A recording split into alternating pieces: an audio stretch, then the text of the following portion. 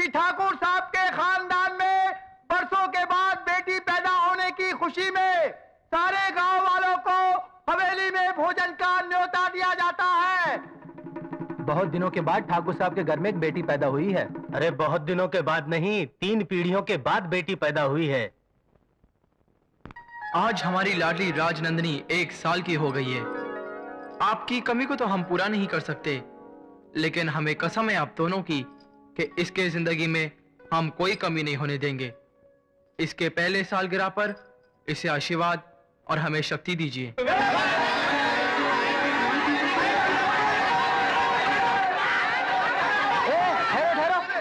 धक्का मुक्की नहीं, सब लाइन में आना। भाई राजा के हाथों सबको नजराना मिलेगा।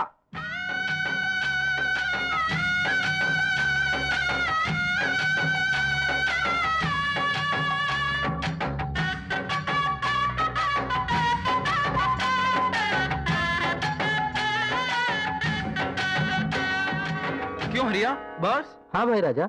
और कोई नहीं बचा ना? नहीं भाई राजा। अब जा, वो रामा को बुला ला। क्यों भाई राजा? गाने के लिए और किस लिए? हमारे पिताजी के जमाने में उसका बाप गाया करता था, हमारे जमाने में वो रामा गाएगा। जा जल्दी ले आओ उसे। वो नहीं आएगा भाई राजा। क्यों? मैं सुबह उसी तरफ से होके आया हूँ। उसकी माँ उसे स्कूल में दाखिल करवाने ले गई। वो रामा पढ़ेगा, उसे घोड़े और घोड़ी का फर्क नहीं मालूम। वो तो निरा बुद्धू है। नहीं मास्टर जी, मेरा रामा बुद्धू नहीं है, सातवां सा है। 7वें महीने में पैदा हुआ था।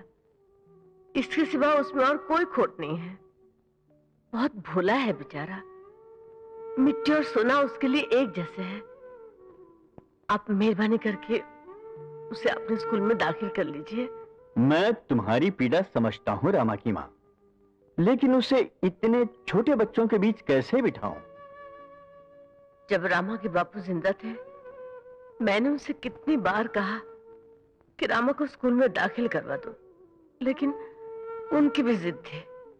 कहते थे पढ़ाई से पेट नहीं भरता, इसलिए वो भी बस उसे गाना सिखाकर चले गए।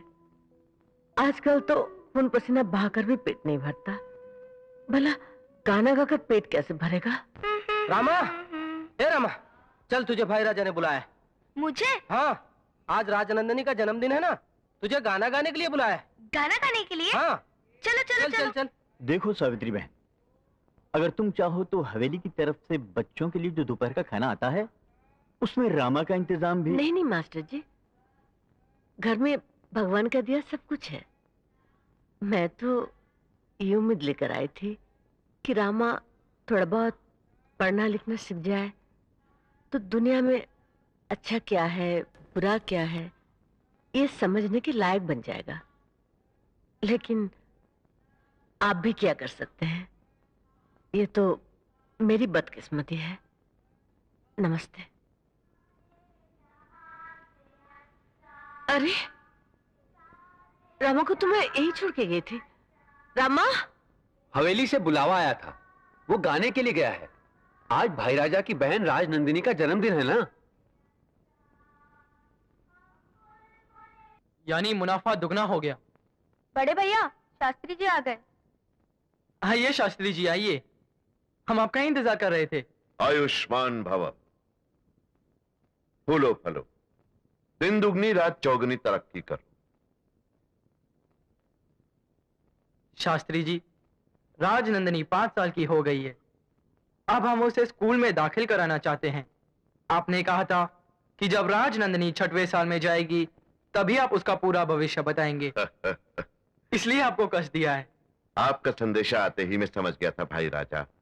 राजनंदिनी बहुत भाग्यशाली है। इस हवेली के लिए उसके पांव बहुत शुभ हैं। इसके आने से आप लोगों का मान सम्मान संपदा कीर्ति सब में महान वृद्धि होगी। हाँ, और समय के साथ साथ आप लोगों के लिए इसका प्रेम और इसके लिए आप लोगों का प्रेम बढ़ेगा, कम नहीं होगा। लेकिन क्या शास्त्री जी? इसके विवाह संबंध में एक उलझन है। उलझन? विवाह के बारे में? हाँ, इसका विवाह आपकी मर्जी के खिलाफ होगा। शास्त्री जी, क्या बक रहे हैं आप? मैं बक नहीं रहा मंजले राजा, मैं वो कह रहा हूं जो होने वाला है। भैया, ये ज्योतिष वोतिष सब बकवास है, सब अंधविश्वास है। भाई राजा, ये मेरी ही भविष्यवाणी थी कि 3 पीढ़ियों के बाद इस खानदान में एक लड़की पैदा होगी। सो हुई। ये भी मेरी ही भविष्यवाणी थी कि अपनी उम्र के 12वें वर्ष में तुम अपने माता पिता का श्राद्ध करोगे। सो भी हुआ, और अब जो मैंने कहा वो भी होकर रहेगा। क्या होगा? कुछ नहीं होगा, चले जाइए यहाँ से। मंझले राजा, मैंने जो देखा सो कह दिया। विश्वास करना न करना आप पर है। भगवान आपका कल्याण करे। भाई राजा, राजनंदिनी को स्कूल ले आने के लिए गाड़ी तैयार है। राजनंदिनी स्कूल नहीं जाएगी। भैया, हाँ, राजनंदिनी के लिए स्कूल यहाँ आएगा। और उस दिन से हवेली ही राजनंदिनी के लिए स्कूल, मंदिर सब कुछ हो गई। उसके साथ खेलने के लिए सहेलियां भी हवेली में बुलाई गईं। हवेली के बाहर एक चेक पोस्ट भी खड़ा हो गया, जिसके अंदर किसी भी पराये मर्द का आना मना था। साल में सिर्फ 2 या 3 बार नंदिनी को हवेली से बाहर ले जाया जाता था, मगर तब भी उसके निकलने से पहले एक आदमी लाल छाता लेकर साइकिल पर निकलता था, ताकि सबको पता चल जाए कि राजनंदिनी बाहर निकल रही हैं। छाता देखते ही सारे मर्द छुप जाते थे, क्योंकि भाई राजा का हुक्म था कि किसी भी पराये मर्द की नजर राजनंदिनी पर नहीं पड़नी चाहिए, और अगर किसी की नजर पड़ ही गई या किसी ने राजनंदिनी के बारे में कुछ बोल भी दिया तो उसकी सजा तय थी। और यही गलती इन अभागों से हुई। यह है राजनंदिनी का छोटा भाई छोटे राजा। ऐसी सजा दिलवाने में इसे महारत हासिल है। जल्दी जल्दी, अगर एक भी बचा बाल तो कर दूंगा तेरा चेहरा लाल। छोटे राजा, ऐसा कब तक चलेगा? जब तक राजनंदिनी की शादी नहीं हो जाती तब तक। ये है नंदिनी का मंझला भाई मंझले राजा और उसकी पत्नी सुधा, और ये है बड़े भाई भाई राजा। दोनों भाइयों के लिए इनका हुक्म पत्थर की लकीर है, लेकिन इनके प्राण इनकी बहन नंदिनी में बसते हैं। ये है नंदिनी की बड़ी भाभी मंजुला, जिसने नंदिनी को बचपन से ही मां की तरह पाला है। और ये है राजकुमारी का अंतःपुर। आज राजनंदिनी 16 साल की हो गई।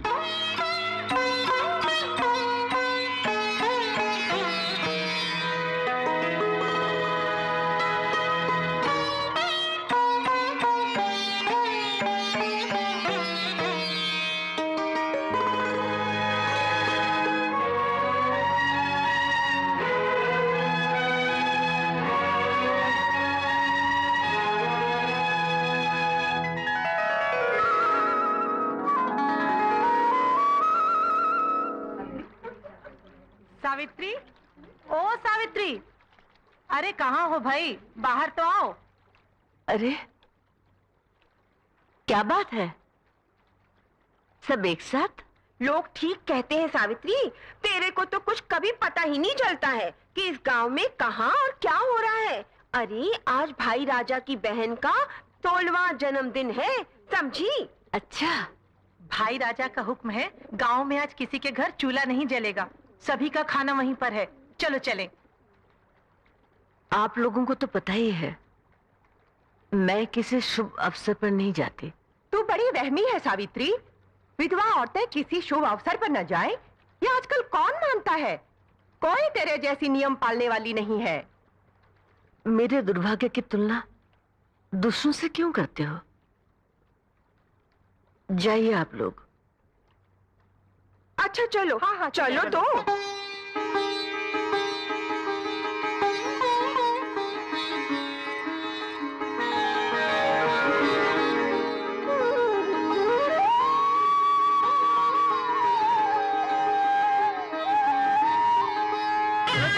जल्दी जल्दी चलो, जल्दी चल,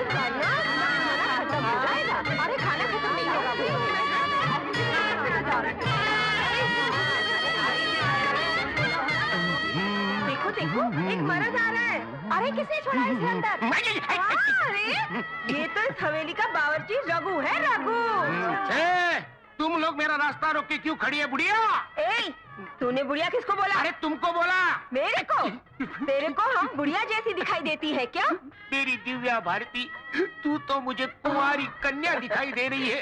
16 इयर्स यंग लेडी। मैं तो 100 साल का बुढ़ा हो गया हूँ। अब तो मेरा रास्ता छोड़ दो मेरी पोती हो। चल जाओ। जाओ। ये बुढ़ी घुसे।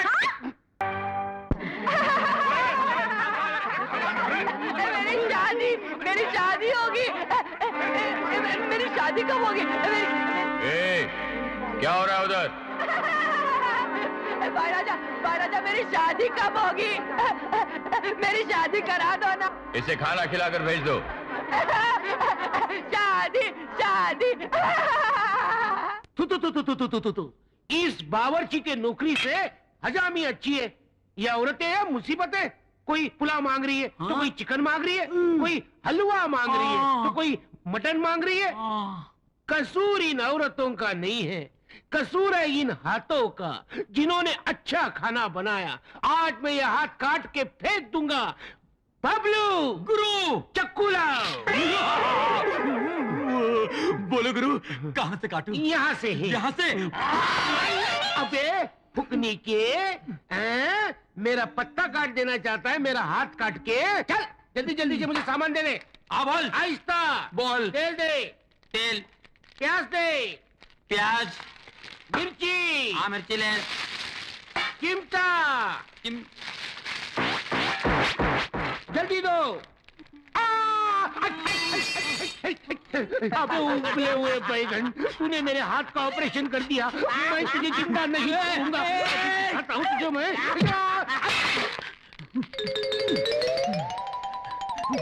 घुस जा इसमें, घुस जा। अभी तो बबलू, बबलू, तू आज मेरे हाथ से छूटने वाला नहीं। तू जरूर मरेगा। बबलू कहाँ है? बबलू, बबलू, बबलू,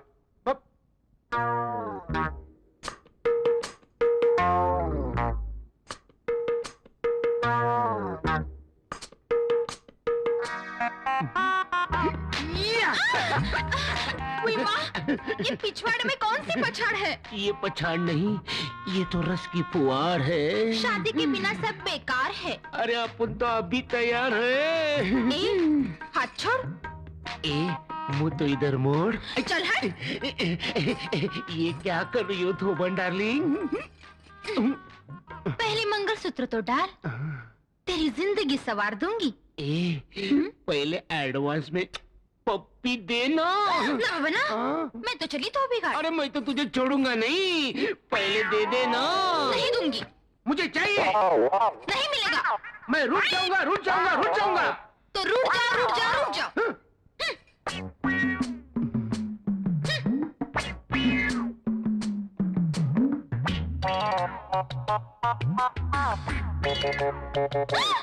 क्या कर रहे हो? खुजा रहा हूँ। शादी से पहले खुजा नहीं सकते। ये शादी कब होगी और ये खुजली कब जाएगी?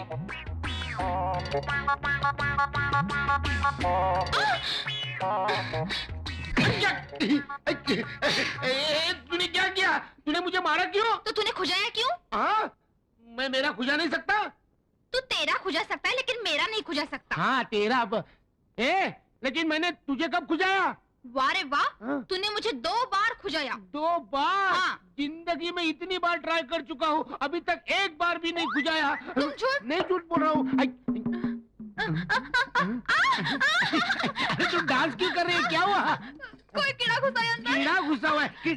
कीड़ा, कीड़ा, उतार दे, उतार दे। अरे क्या कर रहे हो? तू उतार दे, मैं कीड़े को मार डालूंगा। उतार, उतार। कोई देखेगा तो? अरे कोई नहीं, इधर हम दोनों ही है। उतार दे, उतार, कोई आएगा तो? अरे कोई नहीं आता। उतारना, उतार। कोई नहीं आता। कौन देखे यहाँ पे? तुम हो, मैं हूँ, ये हम तीन है। कोई है? हाँ, कोई नहीं है। तेरी तो अरे खुजा रहा था और गाली खा रहा